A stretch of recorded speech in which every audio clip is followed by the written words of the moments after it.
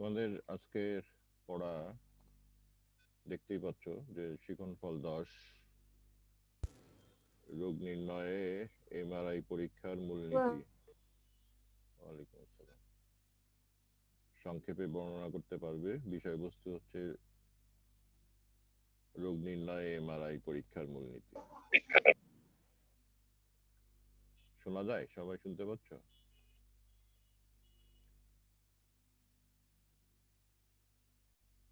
Sir অনেক আস্তে শোনা যাচ্ছে।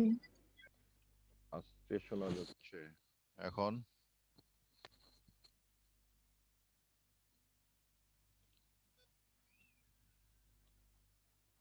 আস্তে শোনা যাচ্ছে না। ঠিক আছে স্যার, সমস্যা নেই। আচ্ছা, অডিওটা একটু বাড়াই দিই। ওকে,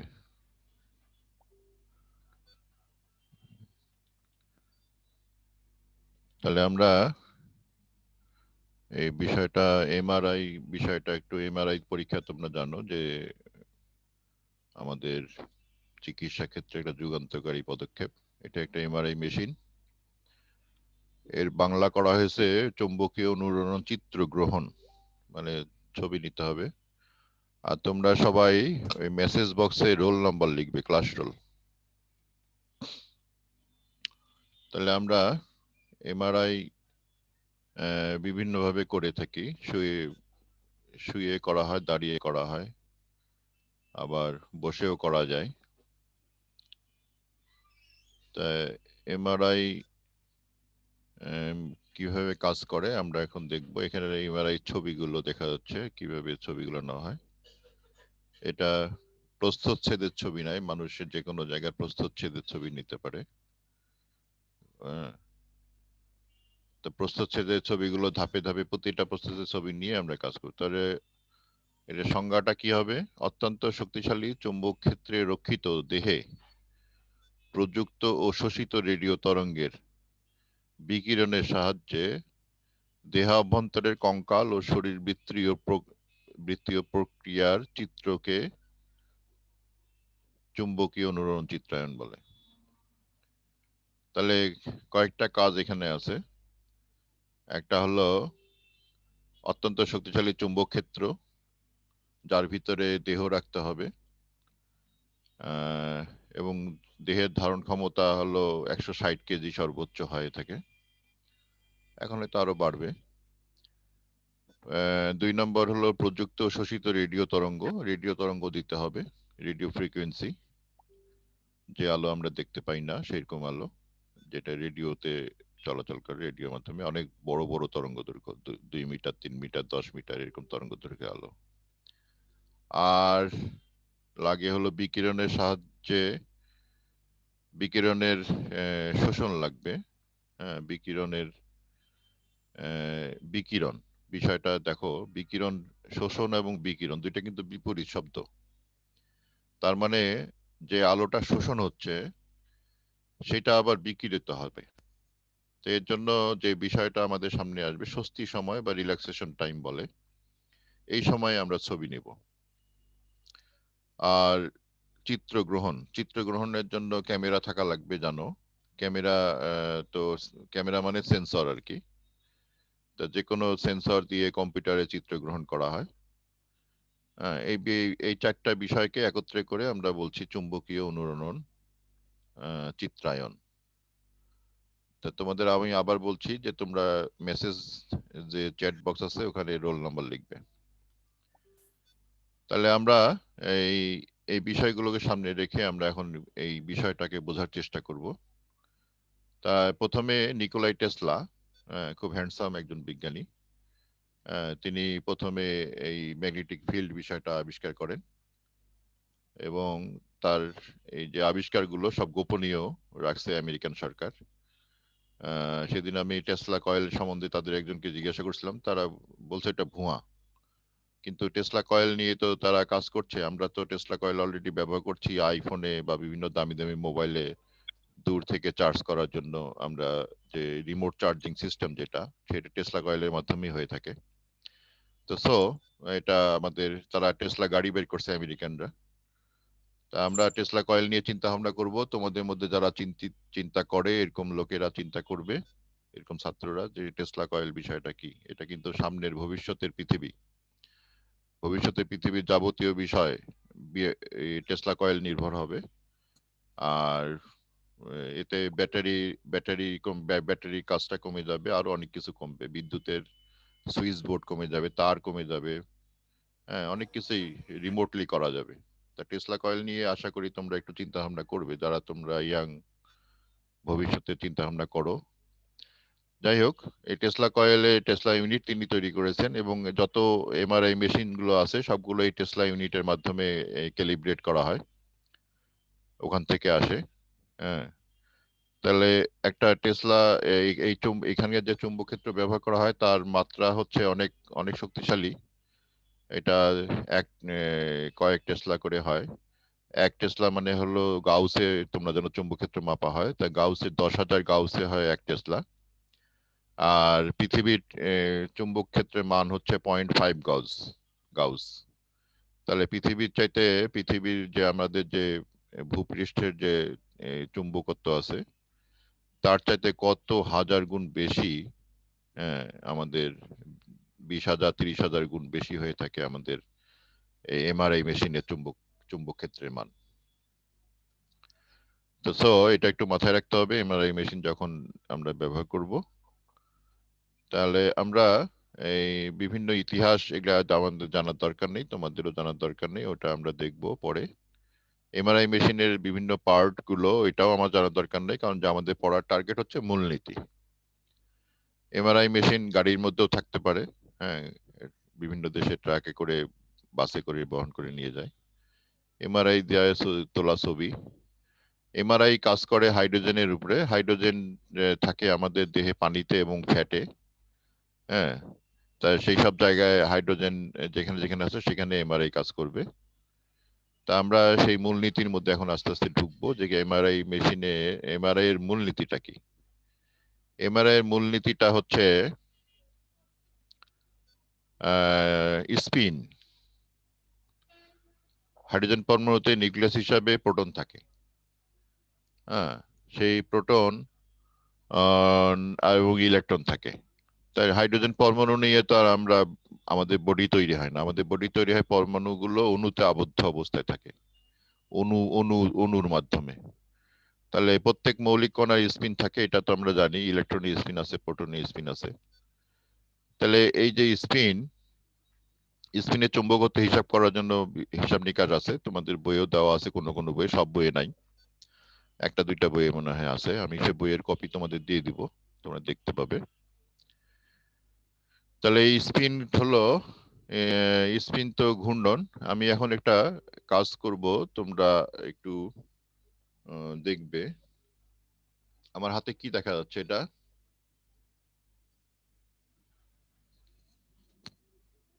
স্পিনার। Spinner, good. তো এটাকে স্পিন করছি, দেখো আমি স্পিনটা ঘুরছে কোন দিকে? তোমাদের দিকে ঘুরছে, তাই না? আমার আমার সাপেক্ষে এটা বাম থেকে ডান দিকে ঘুরছে, সামনের দিকে। তারা এই স্পিনটাকে আমি উল্টাই দেব, কিভাবে সম্ভব?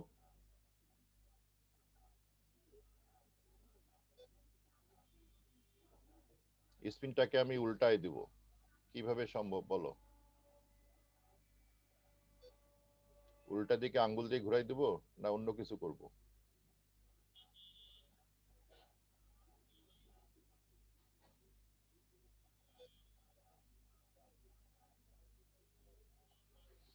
বলতে পারো?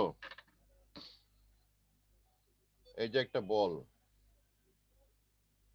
এই বলে একটা কাঠি লাগানো আছে এখানে, আমি এই বলটাকে ঘুরাচ্ছি, কাঠিটা ঘুরছে, হ্যাঁ, তো এটাই স্পিন হচ্ছে। একবার আমার মুখের দিকে আসতেছে, ঢেকে যাচ্ছে কাঠিটা, আবার সামনের দিকে যাচ্ছে। কোন দিক থেকে কোন দিকে যাচ্ছে? আমার সাপেক্ষে এটা আমার সামনের দিকে যাচ্ছে, ডান দিক দিয়ে এদিকে যাচ্ছে। এখন আমি এই স্পিনটাকে ঘুরাই দেবো কিভাবে? আঙ্গুল দিয়ে বক্ষটাকে, আমার হাতে যেটা আছে কাঠি লাগানো, এটা হলো অক্ষ।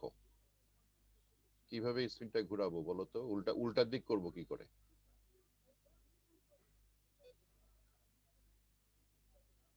উল্টা দিক করার বুদ্ধি কি? স্পিনটাকে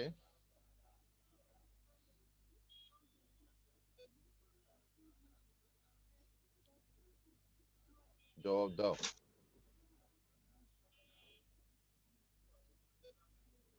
আনমিউট করে জবাব দাও। উল্টা করে ধরতে হবে, তাহলে উল্টা করে ঘুরবে। উল্টা করে ধরতে হবে। আচ্ছা, দেখো আমি কেমনে এটা উল্টায় দিই। আমি ঘোরাচ্ছি কিন্তু আমার সাপেক্ষে ডান থেকে বাম দিকে। সাদিয়া আফরিন কিছু বলবে নাকি?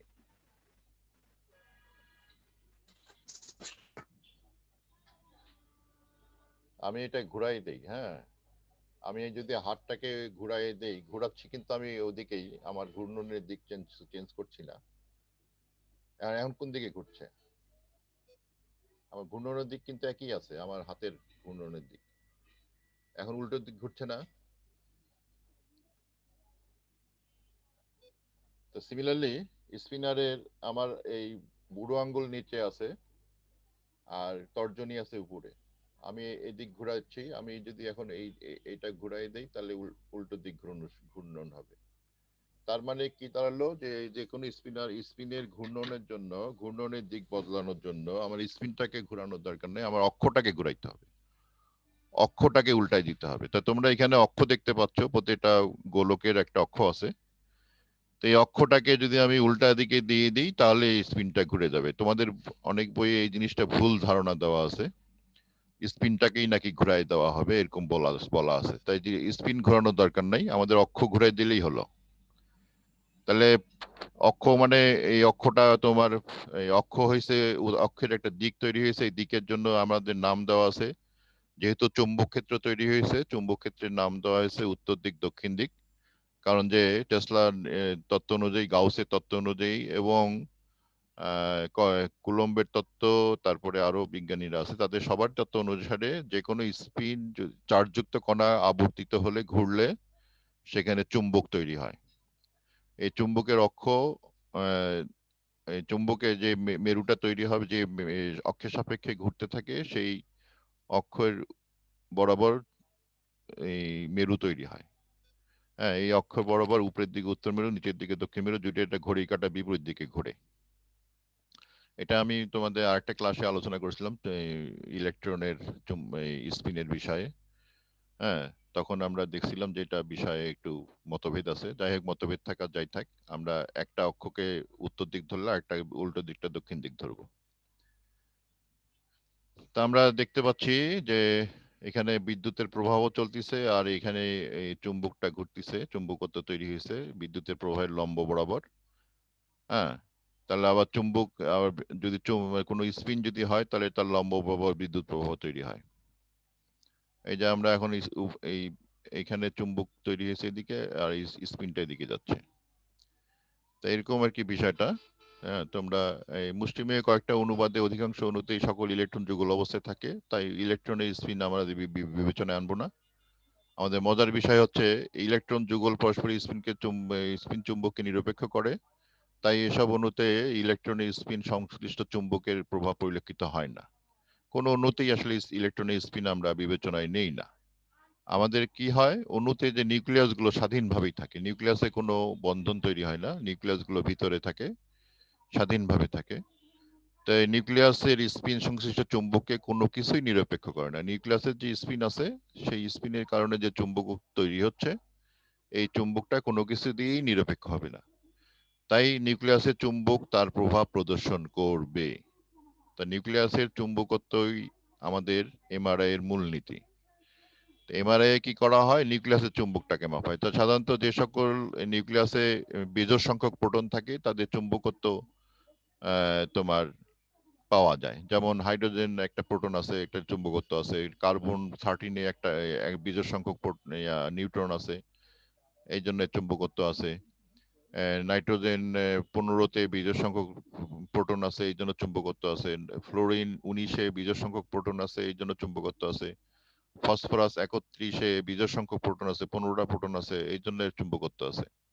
আর কার্বনের মধ্যে জোড় সংখ্যক প্রোটন থাকলেও বিজোড় সংখ্যক নাইট্রোজেন আছে, ভর সংখ্যা বিজোড়, এই জন্য কার্বন কার্বন কার্বন 13-এর চুম্বকত্ব হবে।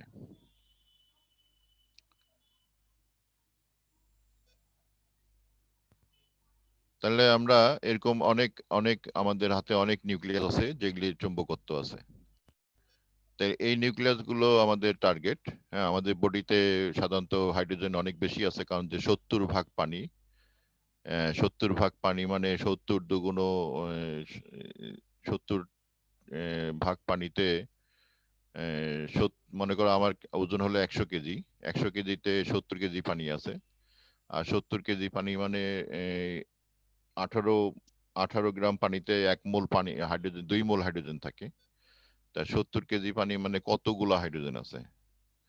হ্যাঁ, তো সেই হাইড্রোজেনের সংখ্যা, আমরা সেই হাইড্রোজেনকে টার্গেট করে এমআরআই কাজ করা হয়। তাহলে স্পিনের কারণে, তাহলে স্পিন আছে, স্পিনের কারণে চুম্বকত্ব আছে। চুম্বকত্বর দিক দুই রকম হয়, একটা উত্তর দিক একটা দক্ষিণ দিক হতে পারে, স্পিন ঘুরাই দিতে পারে। এখন আমরা, এটা তো পানির মধ্যে হাইড্রোজেন আছে, আমাদের বডিতে অনেক হাইড্রোজেন আছে, বিভিন্ন জায়গায় এই হাইড্রোকার্বন আছে, জৈব যৌগ আছে, সব জায়গায় হাইড্রোজেন আছে। তাই সকল হাইড্রোজেনের স্পিন আছে। তাই হাইড্রোজেনের স্পিন বা কার্বনের স্পিন বা ফসফরাসের স্পিন বা ফ্লোরিনের স্পিন বা বোরনের স্পিন আমরা এগুলি মাপতে পারি। কিন্তু আমাদের যে পরিমাণ যে এমআরআই মেশিন গুলো আছে, এই এমআরআই মেশিনের এক একটা স্পিন মাপার জন্য এক এক রকম চুম্বকত্ব দেওয়া লাগে। তো আমরা যে এমআরআই মেশিন গুলো বাজারে পাই, সেগুলি সাধারণত প্রোটনকে টার্গেট, মানে হাইড্রোজেনকে টার্গেট করে তৈরি করা হয়। এই জন্য হাইড্রোজেনের স্পিনটা নিয়েই আমরা বেশিরভাগ কাজ করব। তো এখানে স্পিনের এই দিকগুলো আমরা দেখতে পাচ্ছি যে এদের উত্তর দিক দক্ষিণ দিক প্লাস হাফ মাইনাস হাফ বলা হচ্ছে। হ্যাঁ, তো এখানে এই যে দেখো এই স্পিনটা এদিক থেকে ঘড়ি কাঁটার বিপরীত দিকে ঘুরছে, এই জন্য উত্তর মেরু উপরের দিকে, দক্ষিণ মেরু নিচের দিকে। আর এই স্পিনটা, ডান দিকের স্পিনটা তোমার ঘড়ি কাঁটার বিপরীত দিকে ঘুরছে, না ঘড়ি কাঁটার দিকে ঘুরছে, এই জন্য এটা এই মেরু ঘুরে গেছে। তাহলে এই উত্তর মেরু দক্ষিণ মেরু একসাথে থাকলে পরস্পরের চুম্বকত্বকে নিরপেক্ষ করে। তাহলে আমাদের এরকম স্পিন, যদি স্পিনটা একটু বাঁকা হয়ে যদি থাকে, তাহলে আমাদের 4 রকম বিন্যাস আসে। 4 রকম বিন্যাসের মধ্যে 2টা বিন্যাস পরস্পরের বিপরীত। হ্যাঁ, এই বিন্যাসের সাথে এই বিন্যাসটা বিপরীত, এই উপরের বিন্যাসের সাথে এই নিচের বিন্যাস, ডান দিকের বিন্যাসটা বিপরীত। তো আমরা এই বিপরীত স্পিন গুলো চিন্তা ভাবনা করবো, কাজে লাগাবো। হ্যাঁ, এখন যদি বাইরে থেকে চুম্বক ক্ষেত্র দেওয়া হয়, তাহলে এই যে স্পিন গুলো যেগুলা তোমার ছোট ছোট চুম্বকের মতো আচরণ করছে বডির ভিতরে, এই স্পিন গুলো কি হবে? শক্তিশালী যদি চুম্বক ক্ষেত্র দেই, তাহলে স্পিন গুলো কি হয়ে যাবে বলো তো শুনি।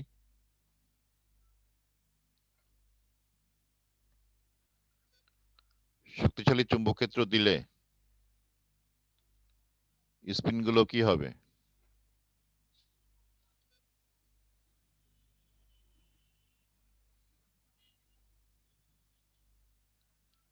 শক্তিশালী চুম্বক ক্ষেত্র, এখানে যদি কোনো চুম্বক ক্ষেত্র না থাকে, স্পিন গুলো র্যান্ডম থাকবে, বিভিন্ন দিকে থাকবে, কে কোন দিকে আছে তার ঠিক নেই। আর যেই আমি চুম্বক ক্ষেত্র একটা দেব বাইরে থেকে, অমনি সব স্যার ওটা একদিকে, বিন্যস্ত হয়ে যাবে। একদিকে বিন্যস্ত হবে। গুড, এই যে এরকম একদিকে হবে সব, তাই না? এখন একদিকে হবে। এখন একটু আগে আমি একটা ছবি দেখালাম, এই যে এটা। এখন যদি কোয়ান্টা দিই, তাহলে কি করবে সে? ওই বিন্যাসটাকে উল্টাই দিবে। একটা কোয়ান্টা একটা একটা এই বিন্যাসকে, একটা প্রোটনের বিন্যাসকে উল্টাই দিবে, দুইটা কোয়ান্টা দুইটা প্রোটনের বিন্যাসকে উল্টাই দিবে, তিনটা কোয়ান্টা তিনটা প্রোটনের বিন্যাসকে উল্টাই দিবে। তা আমি যদি এরকম চৌম্বক ক্ষেত্রের মধ্যে যে এই প্রোটন গুলা আছে, সেখানে যদি এখন রেডিও ফ্রিকোয়েন্সি দেই, আলো দেই, তাহলে কি করবে? এগুলিকে সব উল্টায় দিবে। এদিকে যেগুলা চুম্বক ক্ষেত্রে বরাবর ছিল, সেগুলিকে সব উল্টো দিকে করে দিবে। তো এইটাই হচ্ছে আমাদের কাজ, চুম্বক ক্ষেত্র দিয়ে সবাইকে একদিকে করে নিয়ে তারপরে আলো দিয়ে সেটাকে উল্টায় দেওয়া। তাহলে আলো যখন তারপরে কি করব? চুম্বক ক্ষেত্র তুলে নেব। চুম্বক ক্ষেত্র তুলে নিলে কি হবে? আবার সবগুলো আগের মতো র্যান্ডাম হয়ে যাবে। তা র্যান্ডাম হইতে গেলে সে তো আলো শোষণ করে একদিকে হয়ে গেছিল, এখন র্যান্ডাম হইতে গেলে কি করবে? আবার সে বিভিন্ন আলো ত্যাগ করতে থাকবে। তখন সেই আলোগুলোকে আমরা ধরবো, ধরে নিয়ে সেগুলিকে আমরা কি করব? সেগুলিকে আমরা ছবি আকারে বের করে নিয়ে আসবো। তাহলে আমাদের কাজ কি? প্রথমে চুম্বকগুলোকে, ছোট ছোট চুম্বকগুলোকে একদিকে করা, এই জন্য বাইরে একটা বড় চুম্বক ক্ষেত্র প্রয়োগ করতে হবে। তারপরে আমি আলো দিব, আলো দিলে সেই চুম্বকগুলো উল্টে যাবে সবগুলা, আলো শোষণ করে নিয়ে। তারপরে আমি কি করব, তারপরে আমি এই সেই যে তারপরে সে যখন স্বস্তিতে যাবে, রিল্যাক্স হবে, তখন সবগুলো চুম্বক আবার র্যান্ডম হতে থাকবে, বিপরীত দিকে যাবে না, র্যান্ডম হবে। তো র্যান্ডম হইতে গেলে আগের মতো সেই চুম্বক পাওয়ার আগের মতো সে অবস্থায় চলে যাবে, এবং তখন সে এই আলো ত্যাগ করবে, সেই আলোগুলোকে আমরা ধরবো এবং তার ছবি বানাবো। এই হচ্ছে এটার মূলনীতি। তার মূলনীতিটা একটু একটু জটিল, যে চার্জযুক্ত কণা আবর্তিত স্পিন হলে তার চুম্বকত্ব থাকে, সেটাকে আমরা বহিস্থ চুম্বকক্ষেত্র দিয়ে একমুখী করব, তারপরে আমরা আলো দিব, সেই আলোটা শোষণ করে সে আবার বিপরীতমুখী হবে, তারপরে সেই আলোর সেই চুম্বকক্ষেত্রটা আমরা তুলে নেব, তুলে নেওয়ার ফলে সে তখন কি করবে, আবার আগের মতো অবস্থায় ফিরে আসার চেষ্টা করবে, এবং এতে সে আলো ত্যাগ করবে। এবং যেহেতু আমাদের বডিতে 10⁻³ 30 সংখ্যক হাইড্রোজেন পরমাণু নিয়ে আমরা কাজ করব, এতগুলোর মধ্যে অর্ধেকও যদি আলো ত্যাগ করে, সেই আলোটা 10⁻30 বা 29 বা 50 25 এর মতো হবে। এতগুলো আলো আসলে আমরা সেই আলোটাকে ধরতে পারবো। তা বিভিন্ন অঞ্চল থেকে বিভিন্ন টিউমার থেকে বা বিভিন্ন অংশ থেকে যে আলোগুলো আসবে, সেগুলি বিভিন্ন রকম হবে। সেই বিভিন্ন রকম আলোগুলো আমরা স্টাডি করে তার পরিস্থিতি বের করব যে কোনটা কি। আশা করি বুঝতে পারছো বিষয়টা, এমআর এর মূলনীতি কি হবে। তাহলে চুম্বকক্ষেত্র প্রয়োগ করলে দুইটা স্তর তৈরি হয়, সে আলো শোষণ করে এক স্তর থেকে আরেক স্তরে যাবে, আবার রিল্যাক্স করবে, রিল্যাক্স হয়ে সে আবার আগের জায়গায় ফিরে আসবে, ফিরে এসে সে আগের মতো অবস্থায় চলে আসবে। তাই ভেবে সে কিছু আলো ত্যাগ করবে, সেই আলোগুলোকে আমরা ধরবো এবং সেগুলিকে আমরা ছবি আকারে বের করে নিয়ে আসবো। এই হচ্ছে কাজ। তাহলে এখানে দায়ী কি? দায়ী হচ্ছে প্রোটন বা ওই যে নিউক্লিয়াসের স্পিনটাই হচ্ছে আমাদের এখানে ধরার বিষয়। তো এগুলি এগুলি তোমাদের বইয়ে বিভিন্ন ভাবে দেয়া আছে, আমি একটু দেখাই তোমাদেরকে। হ্যাঁ, এই যে একটা বইয়ের ছবি এটা, বইয়ের ভিতরে এমআরআই এর মূলনীতি। আমি এগুলি সব আমার গুগল ক্লাসরুমে দিয়ে দিব, তোমরা পাবে। তো এখানে ওই ছবিগুলোই বোঝানো হয়েছে। প্রথমে র্যান্ডম ছিল, তারপরে চুম্বকক্ষেত্র প্রয়োগ করে সব একদিকে করা হয়েছে। তারপরে রেডিও তরঙ্গ চালনা করলে উল্লেখিত স্পিনের নিম্ন শক্তি উচ্চ শক্তির মধ্যে যে শক্তি পার্থক্য থাকে, তার মধ্যে সঙ্গতিপূর্ণ স্পিনগুলো শক্তি শোষণ করে। এর ফলে স্পিনগুলো চুম্বকক্ষেত্রের বিপরীত দিকে ঘুরতে থাকে। এরপরে শক্তির উৎস সরিয়ে ফেললে উদ্দীপিত প্রোটনগুলো শক্তি বিকিরণ করে পূর্বাবস্থায় ফিরে আসে। এই বিকীর্ণ শক্তিকে গ্রাহক কয়েলের মাধ্যমে সংগ্রহ করে কম্পিউটারে প্রেরণ করা হয়, এবং কম্পিউটারের ডাটা প্রসেস করে ইলেকট্রনিক সিগন্যালকে রূপান্তরিত করে ইমেজ বা প্রতিচ্ছবি গঠন করতে পারে। এই প্রতিচ্ছবি স্বাভাবিক এবং অস্বাভাবিক টিস্যুর মধ্যে সুস্পষ্ট পার্থক্য পরিলক্ষিত হয়। ডাক্তারগণ এমআরআই অ্যানালিসিস করে রোগ নির্ণয় ও তার চিকিৎসা প্রদান করেন। এই হলো মূল কথাটা। আশা করি এই জায়গাটা বুঝতে কারোর কোনো সমস্যা হবে না এখন আর। কোনো সমস্যা হচ্ছে বুঝতে এখন লেখাটা? এখানে যা লেখা আছে, আমি যে কথাগুলো বললাম সেটা হলো মূলনীতি, আর এই লেখাটা এখন চলে আসলো আমাদের সামনে। আমরা এখন স্পষ্ট বলতে পারি যে আমি এখন এমআরআই বুঝি। তো এমআরআই এর মূল বিষয় হলো যে নিউক্লিয়াসের চুম্বকত্ব। নিউক্লিয়াসের চার্জ থাকলে আবর্তন থাকে, আবর্তন তো সবারই আছে, স্পিন আছে সবারই। স্পিন থাকলে, চার্জ থাকলে সেই স্পিনের মধ্যে চুম্বকত্ব সৃষ্টি হয়, এবং সেই চুম্বকগুলোকে আমরা একদিকে করে আলো দিয়ে সেটা আবার চুম্বক চুম্বকগুলো তুলে ফেলি, তখন আলোগুলো ত্যাগ করে সে চুম্বক আগের জায়গায় ফিরে আসে, এবং সেই আলো ত্যাগকৃত আলোটা আমরা ধরে নিয়ে কাজ করি। এটা কাজটা যে আলো যে এগুলি যে ফিরে আসে প্রোটনগুলো শক্তি বিকিরণ করে, এই ফিরে আসাটাকে বলা হয় স্বস্তি, রিল্যাক্সেশন। হ্যাঁ, তোমাদের অনেক সময় প্রশ্ন আসে রিল্যাক্সেশন কি। তাহলে শক্তি শোষণের পরে উচ্চ শক্তির প্রোটনগুলো পূর্বাবস্থায় ফিরে আসার জন্য যে শক্তি ত্যাগ করে সেটাকেই বলা হয় স্বস্তি। এবং এই স্বস্তি প্রক্রিয়াটা একটু বেশ দীর্ঘ সময় লাগে, কারণ ধীরে ধীরে করে কাজটা তারা, এবং রিল্যাক্সেশনে অনেকগুলো কৌশল আছে। হ্যাঁ, সেই কৌশলগুলো তোমাদের বিভিন্ন স্যারেরা অনেক বইয়ে লেখা আছে। হ্যাঁ, সেগুলি একটু তোমরা দেখতে পারো। তো আমি দেখাচ্ছি তোমাদেরকে। এখানে ক্যাট একটা শব্দ অনেকেই ব্যবহার করছে, কম্পিউটারাইজড অ্যাক্সিয়াল টোমোগ্রাফি। এটা আসলে ক্যাটটা হলো তোমার এক্স-রে দিয়ে করা হয়, আর এমআরআই করা হয় তোমার রেডিও তরঙ্গ দিয়ে। তা দুইটা কিন্তু ভিন্ন। রঞ্জন রশ্মি দিয়ে করা হয় ক্যাট, এবং আমাদের বগুড়া শহীদ জিয়া মেডিকেল কলেজে দুইটাই আছে, ক্যাটও আছে এমআরআইও আছে। হ্যাঁ, ক্যাট করা হয় ওই একই কাজ, কিন্তু ওটা দুইটাতেই ছবি গ্রহণ করা হয়, কিন্তু ক্যাটে ব্যবহার করা হয় এক্স-রে, আর এমআরআই তে ব্যবহার করা হয় রেডিও তরঙ্গ। তাহলে এই মূল বিষয়টা তোমাদের একটু দেখতে হবে। এখানে কারো কোনো প্রশ্ন আছে?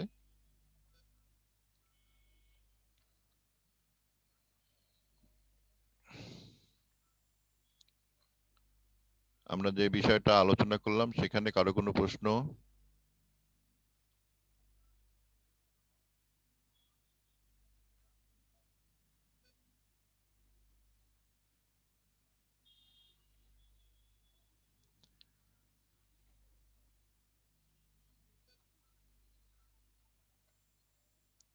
তো আমরা এই মোটামুটি একটা ধারণা পেলাম।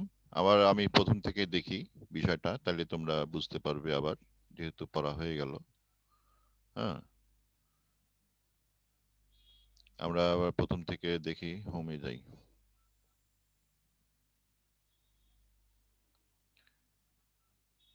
এখন আশা করি এই যে এখানে যে বড় যে গোলটা দেখা যাচ্ছে, এটার মধ্যে চুম্বক থাকে, রেডিও বিভিন্ন রকম চুম্বক আছে, একটা চুম্বক না, কয়েক ধরনের চুম্বক থাকে।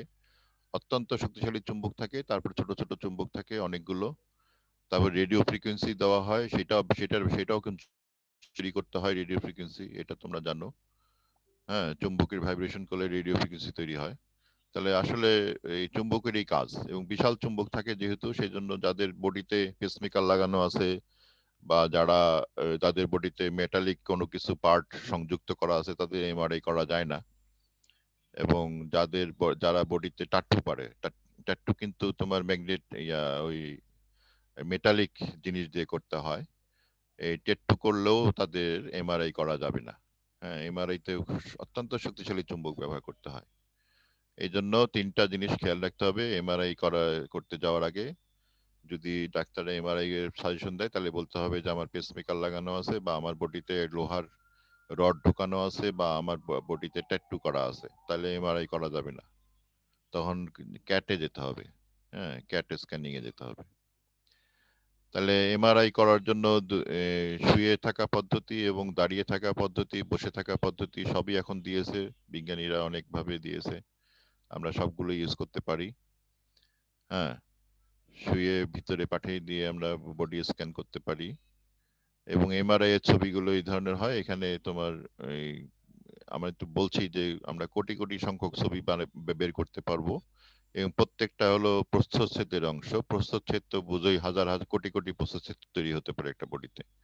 আমরা এই প্রস্থচ্ছেদ গুলো জোড়া দিয়ে দিয়ে আমরা বডির একটা থ্রি ডাইমেনশনাল ছবিও বানাইতে পারি, এবং কোন জায়গায় কি সমস্যা আছে আমরা স্ট্যান্ডার্ড ছবি দেখে ওটা বের করে ফেলতে পারি। তাহলে আমরা যদি এমআরআই ভবিষ্যতে যদি করতে হয়, তাহলে এখনই একটা এমআরআই করে রাখলে, এখনকার ছবির সাথে ভবিষ্যতের ছবি যদি মিলাই, তাহলে কোনো অসুস্থ হলে তাহলে কিন্তু একটা ভালো হয়। এটা বিজ্ঞানীরা এটা করা উচিত বলে মনে করি প্রত্যেকটা চিকিৎসা ক্ষেত্রে, যে একজন ব্যক্তির একটা এমআরআই থাকবে বছরে।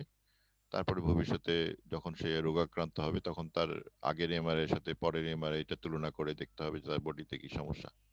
তাই সেটা তো করা সম্ভব হয় না, এই জন্য যখন রোগাক্রান্ত হয় তখন আমরা এমআরআই করি, এবং ওই সব জায়গায়, যে সব জায়গায় রোগগুলো আছে বলে চিন্তা করা হয়, বিশেষ করে ক্যান্সার বা টিউমার জাতীয় বিষয়গুলা বা ফ্র্যাকচার গুলো, আমরা এগুলো বের করে ফেলতে পারি এই ছবি দেখে দেখে।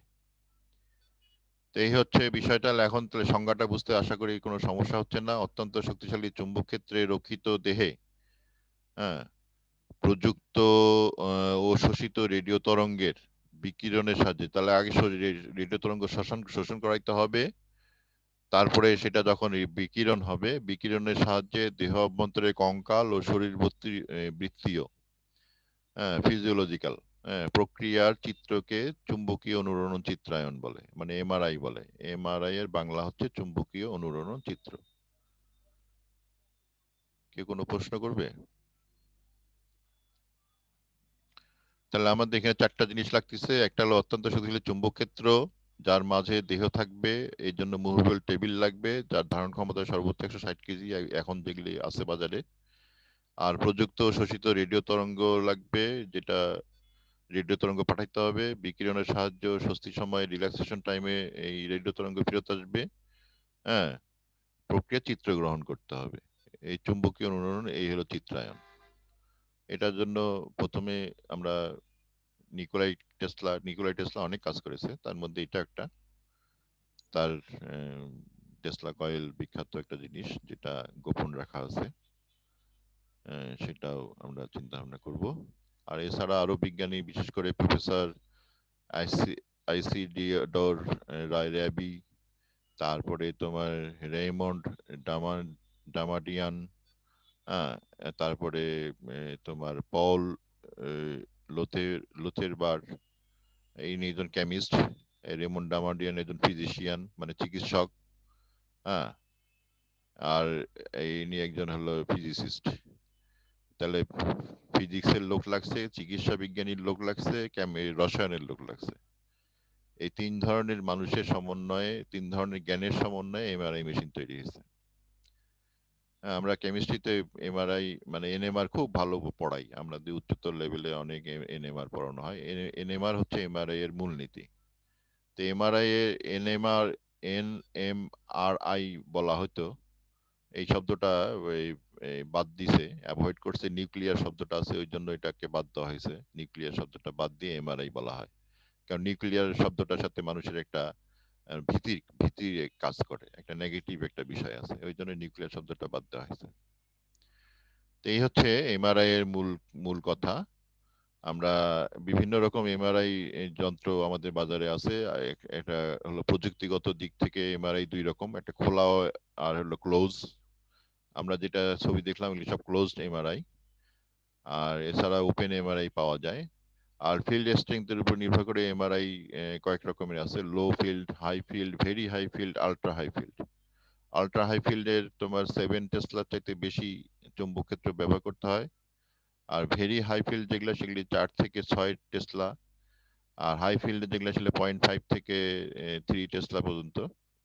আর লো ফিল্ড যেগুলো, ওইটা 1.5 টেসলা।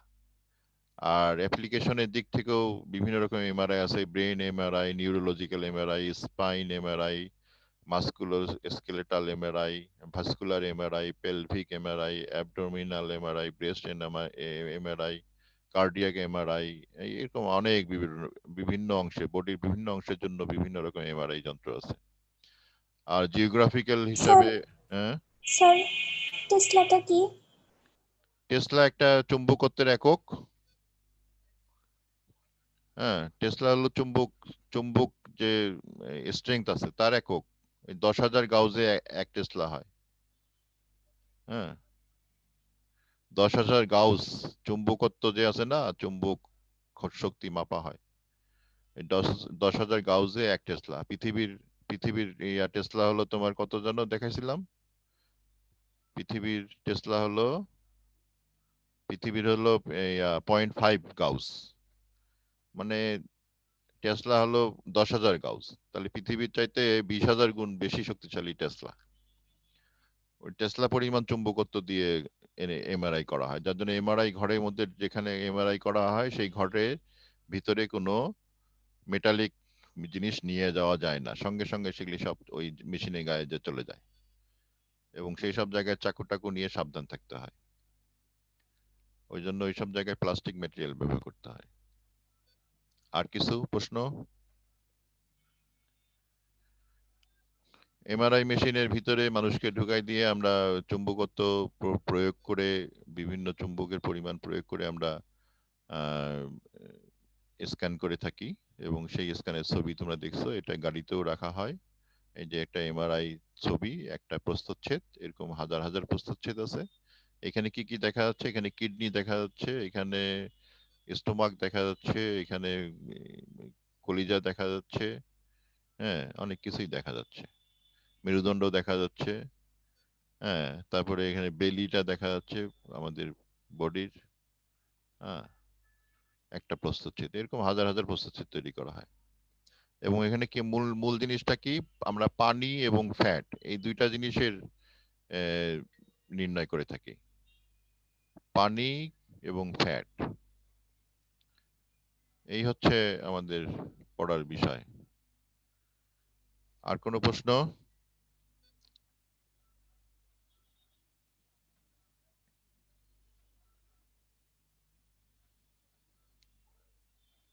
এমআরআই নিয়ে আর কোনো প্রশ্ন? আচ্ছা, আমি তোমাদের রোলগুলো সব লিখে দিও এই যে চ্যাট বক্সে, এখানে লেখার ব্যবস্থা আছে, তোমরা জানো আমাদের নির্দেশনা দেওয়া আছে যে এগুলি সব নিতে হবে এবং ক্লাসে অ্যাটেন্ডেন্স কে কে আছে সবগুলো উল্লেখ করতে বলছে। সো এগুলি সব উল্লেখ করে দিবে। তো এই হচ্ছে তোমাদের ক্লাস। আর আর কারো কোনো প্রশ্ন?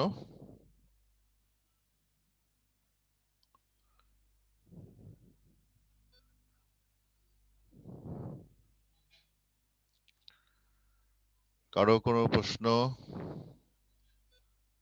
তাহলে আমার এই প্রথম পত্রের এই দ্বিতীয় অধ্যায়ের আমার জন্য বরাদ্দকৃত শিখন ফলগুলো শেখানো শেষ হলো। আমি আগামী দিন থেকে তোমাদের হয়তো অন্য কোনো অধ্যায় শুরু করব। হ্যাঁ, ডিপার্টমেন্টে কথা বলে এগুলি ব্যবস্থা নিতে হবে।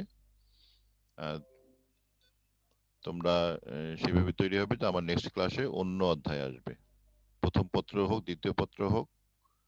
হ্যাঁ, হয়তো দ্বিতীয় পত্র পড়ানো শুরু করব, দ্বিতীয় পত্রের প্রথম অধ্যায়।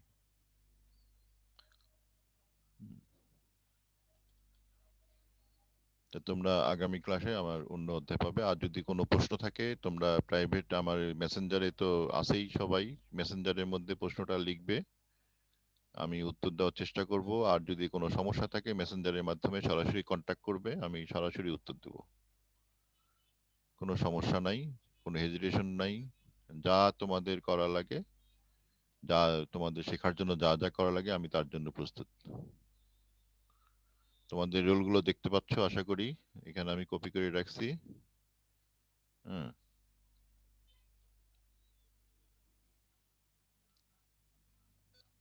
আজকে ক্লাসের উপস্থিতি ছিল সর্বোচ্চ 42 জন।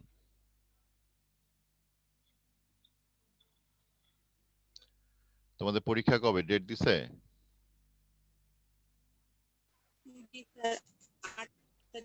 স্যার 8 তারিখে। কেমিস্ট্রি 8 তারিখে? হ্যাঁ স্যার। কেমিস্ট্রি কবে হবে?